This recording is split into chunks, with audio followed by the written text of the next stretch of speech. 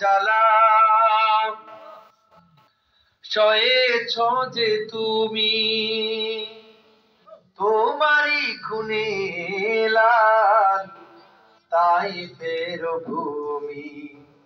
ফেরেশতা এসে চায় শাস্তির হুকুম, লৌহ মাকা মুহাম্মদ প্রাণীতে হযরত।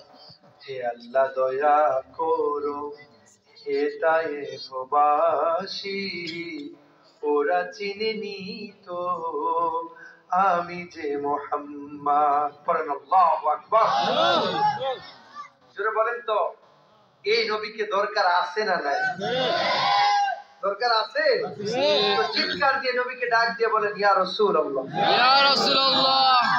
এই পৃথিবীতে আদম নবী থেকে কিয়ামত পর্যন্ত যত মানুষ এসেছে আসবে, তাদের কণ্ঠ, অনেকের সুন্দর শিল্পী, অনেকে গারি, তাদের কণ্ঠ সুন্দর।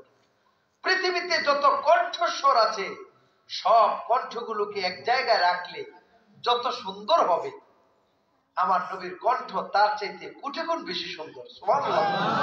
আর জোরে বলেন না সুবহানাল্লাহ। প্রমাণ সহিহ হাদিস। আজ থেকে ১৫০০ বছর আগে ইরান, সিরিয়া, ফিলিস্তিন, অনেকগুলো দেশ মিলে একটা বড় মহাদেশ, নাম ছিল শাম দেশ। সেই শাম দেশের রাজধানীর নাম রোম। রোম শহরের বিশ্ববিখ্যাত ডাক্তার তিনি আসলেন মক্কা শরীফ হজ করতে, কারণ সেই সময় খ্রিস্টানদের জন্য হজ ছিল। এসে আবু জাহেলের সাথে দেখা।